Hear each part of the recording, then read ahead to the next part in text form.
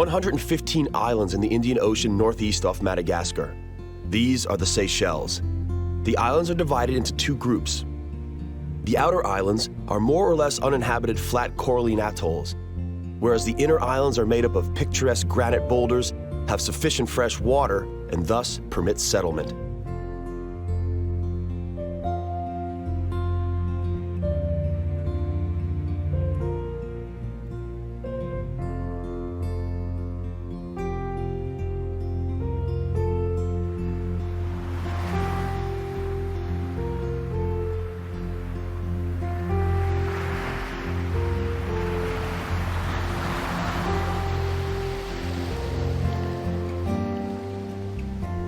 Even so, the Seychelles remained uninhabited for ages. Arab merchants of the Middle Ages knew of the islands. For Europe, they were discovered by the Portuguese at the onset of the 16th century. The very first colony was established by the French at the beginning of the 18th century, who named the islands after the French Minister of Finance at the time, Jean Moreau de Seychelles.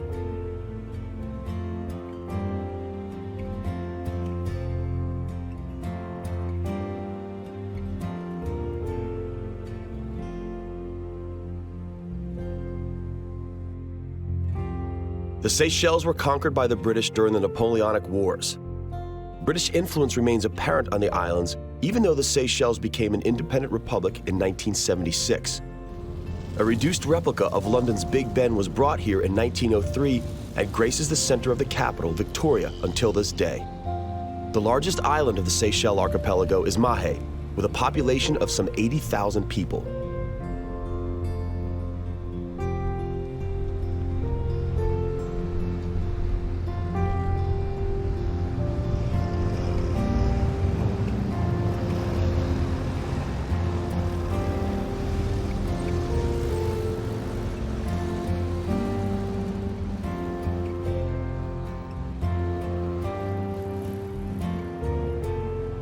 Friendship and harmony are the order of the day.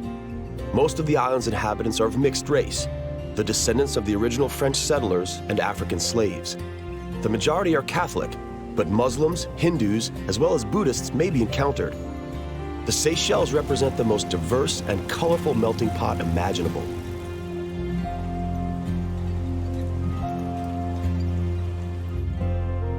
Everyone, without exception of nationality or religion, ends up at the ancient cemetery, where honorable sailors are buried alongside forgotten pirates, masters alongside servants.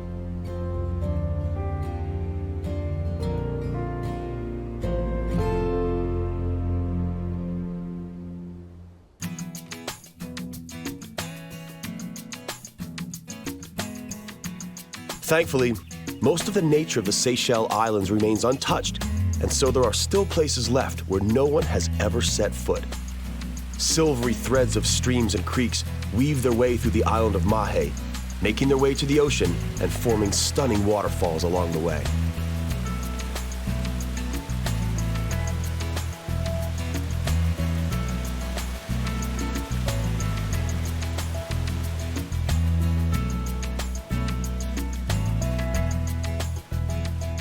Water is in abundance.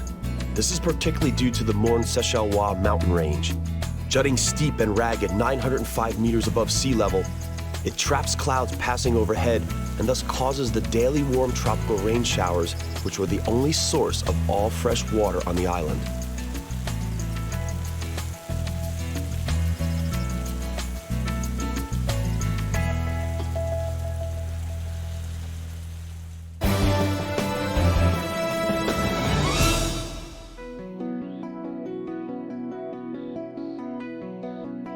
The giant tortoise surely is the most majestic among the local fauna. It is also the original inhabitant of the islands. With their shells and wrinkly skin, it seems almost as if they wandered here directly from times prehistoric. The eldest specimens are around 200 years old.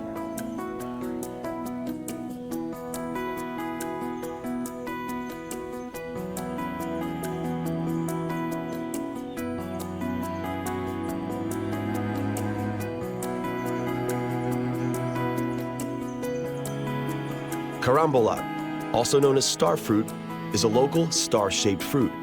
While it looks tempting, it should not be consumed in large quantities as the fruit contains oxalic acid, which may cause poisoning and kidney failure in the worst-case scenario.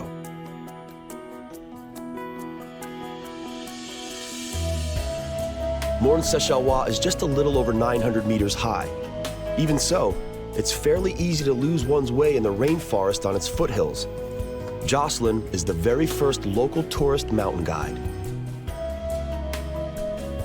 The foothills are a home to one unique and endemic plant, the pitcher plant. It's a carnivorous plant which uses nectar to lure insects into its deep pitcher. The local nature is both beautiful and cruel. They have produced a little bit of the liquid to attracting insect, and then the insect want to drink, to go down to drink the liquid, and then the plant is falling down, and the plant digests. Alongside natural wonders, the rainforest offers other attractions as well. This is Michael Adams, an artist, who was honored by the Queen of England herself. He uses shells for palettes and has spent a lifetime trying to capture the fleeting beauty of tropical fauna in his paintings. In the thicket of the forest, he creates paintings that adorn the world's prominent art galleries. Initially, he came to the Seychelles in 1972 for a holiday. He was so enchanted by the islands that he extended his holiday, never to return to England again.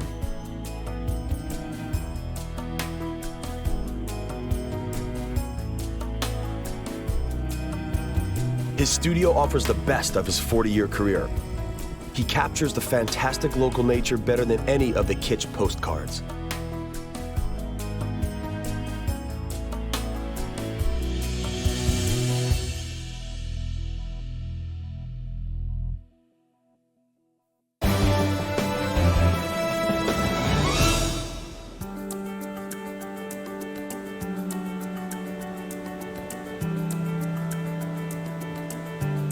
The coast lined by the warm waters of the Indian Ocean and picturesque white beaches we know from the glossy travel brochures.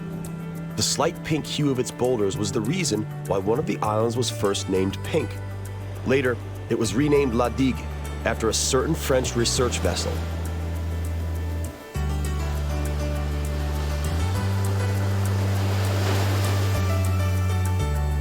The ocean provides locals with sustenance in the form of seafood in all shapes and sizes. Sea life is so abundant that one can almost catch it with your bare hands. A net is more practical, although one must watch for sharks, as the larger ones could damage the net with their powerful bodies.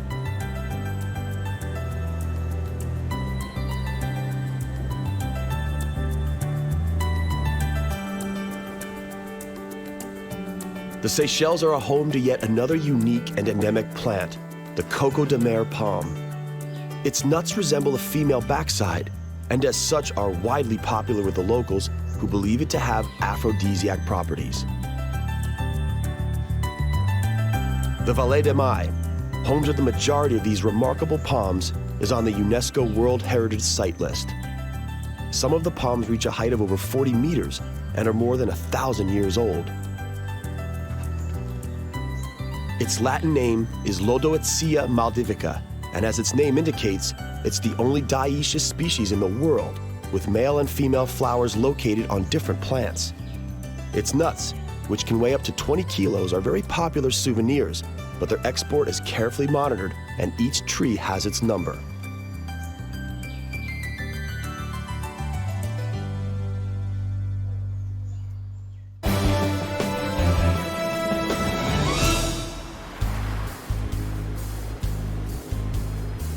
As was obvious from the visit to Michael Adams, the Seychelles climate favors not only lush vegetation, but also wild imagination.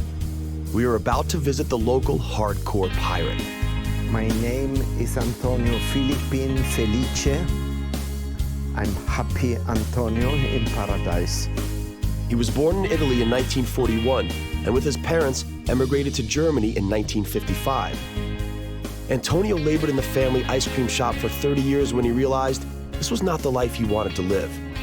He set sail for the Seychelles, where he anchored and remained just as his pirate ancestors did, or so he believes.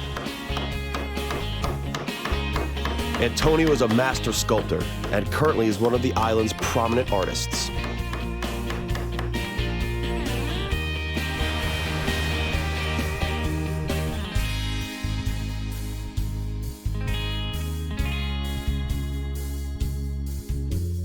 He is fittingly proud of his magical pirate abode with its weird yet cool gadgets, all of which he created himself, such as the pond directly in his living room. His bed is extraordinary too, with blinking zodiac signs and a handmade fan. No wonder he feels like a king. You see the water come out like this. Another part of the marvelous house is a bathroom making use of rainwater. Should you happen to be a pirate yourself, everything at Antonio's is free of charge because, naturally, pirates don't pay. We end our journey through the Seychelles where we started it, in the capital, Victoria. The local market was established in 1840 and is a vibrant melting pot where Creole, French, and English are used as one, a reminder of the colonial past. Fresh fish, local spices, fruits, and vegetables are available daily.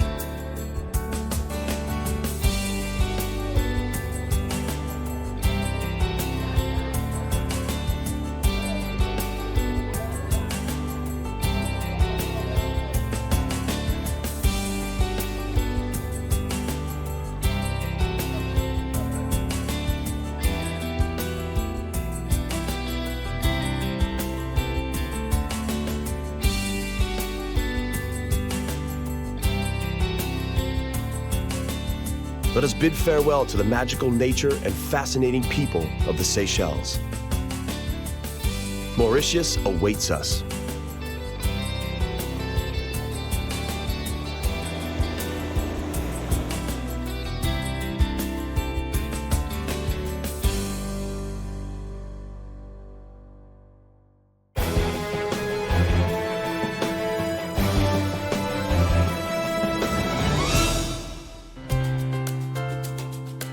Just a few hundred kilometers from the Seychelles archipelago lies another renowned place, Mauritius, the pearl of the Indian Ocean.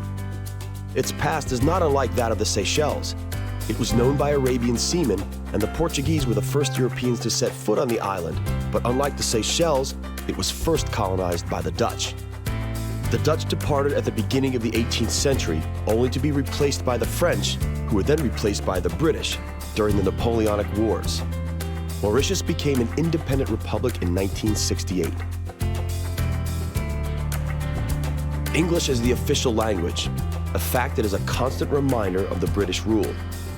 Creole, however, is the mother tongue to 80% of the local population and is a kind of phonetic French. Proper French is predominantly used in media. Chinese and many Indian dialects are also commonplace in Mauritius. 2/3 of the population are of Indian origin, and the remaining third are mostly mixed race.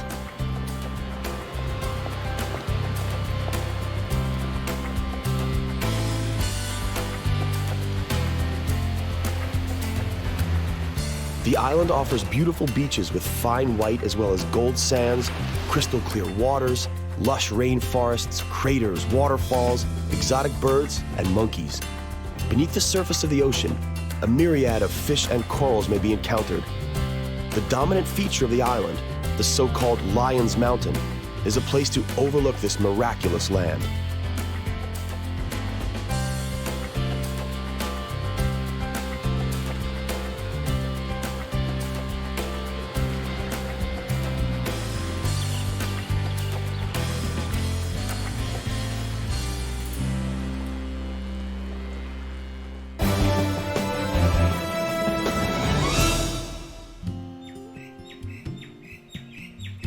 A monument of national importance is the Pamplemousse Botanical Garden.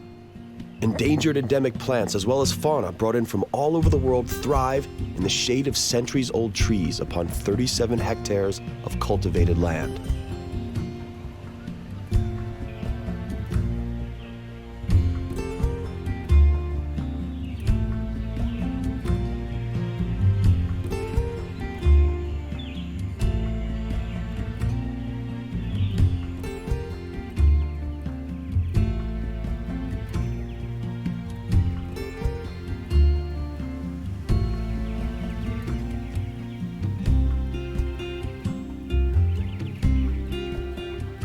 The greatest gem of the garden is the world's largest water lily, the Victoria Amazonica.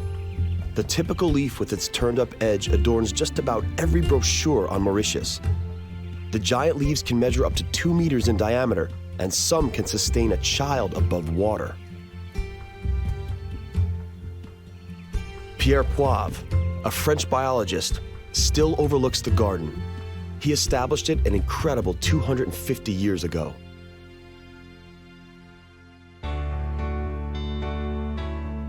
Wild nature in Mauritius is also admirable.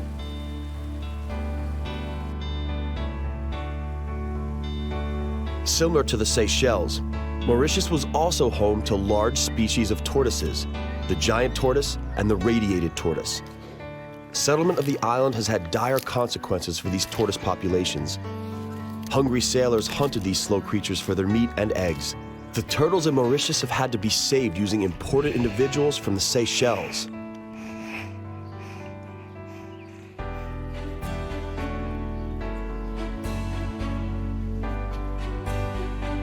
The swampy terrain is favored not only by tortoises, but by crocodiles as well. Hundreds of crocodiles are reared from newborns to great-grandparents at the La Vanille Crocodile Farm. With children and adults.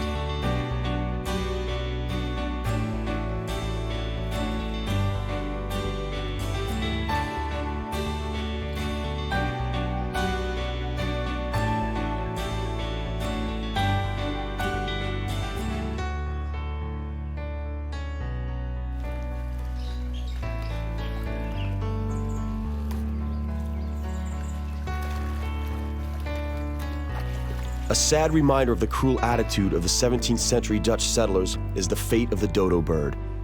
It became extinct less than 100 years after the first settlement. It's not true, though, that the main reason for its extinction were hungry sailors. The meat of the dodo bird was not particularly appetizing.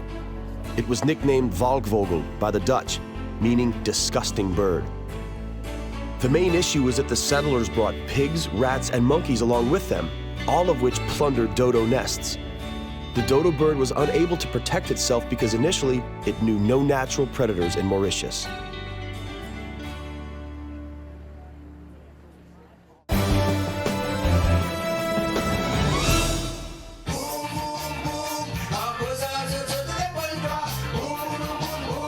Tiny hummingbirds watch the easygoing life on the lovely beaches. The music that can be heard from the shore is sega. Sega is an original dance of the African slaves who worked on the sugarcane plantations. To forget their predicament, they danced by open fires on the beaches. Today, Sega unites all islanders regardless of their religion or color, and through its temperament and sexuality, it expresses the lust of life of all Mauritians.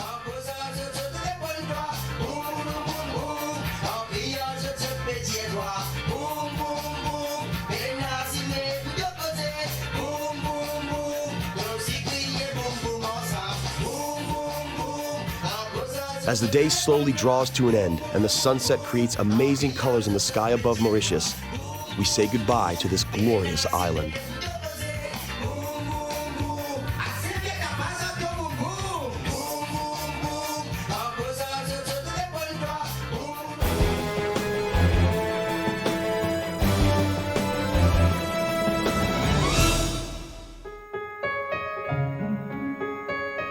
We sum up today's journey in search of the world's miracles in Central Africa, in one of the largest countries on the Black Continent. We are in the Democratic Republic of Congo, in the province known as Southern Kivu. Relentless jungle takes up almost 3/4 of the country's surface. It is here in Southern Kivu that we find the only population of mountain gorilla, an animal which, after the chimpanzee, is the closest related animal to the human being.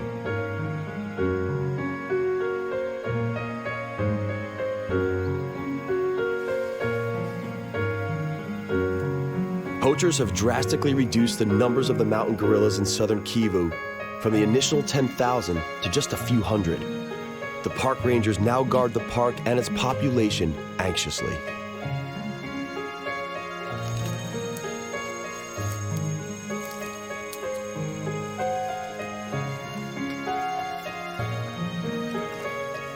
Some communication codes used by the gorillas are understandable to humans. This is how a gorilla asks, "Who are you?"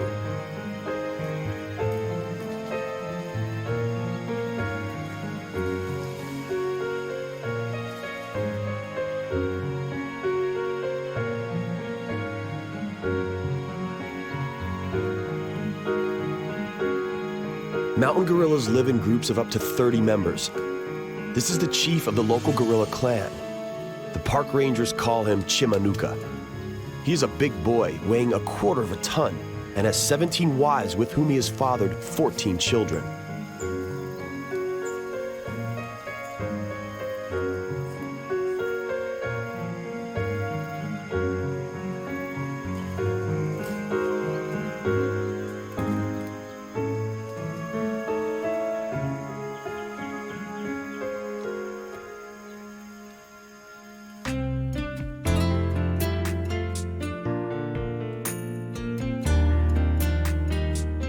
The jungle has yet another treasure in store. This one is the cause of many conflicts and civil wars that have recently afflicted Congo as well as neighboring Rwanda.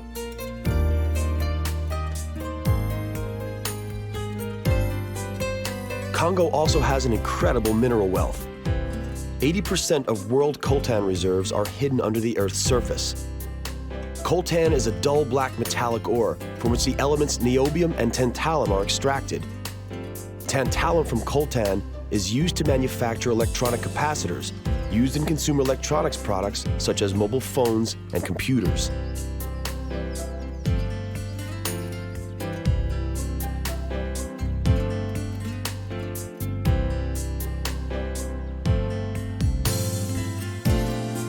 The men seen here are looking for gold on the riverbed. Gold as well as diamonds are plentiful in southern Kivu. Despite the primitive techniques used, occasionally they are lucky and find a shiny gem or a bit of precious metal.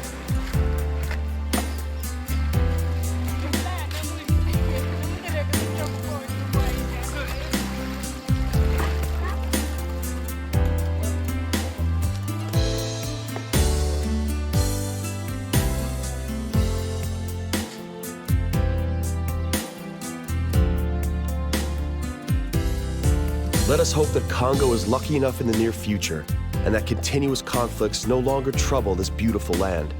Hopefully, it won't take the extraction of all its mineral wealth to achieve peace and harmony. And to Chimanuka and his family, we can only hope your human cousins continue to look after you.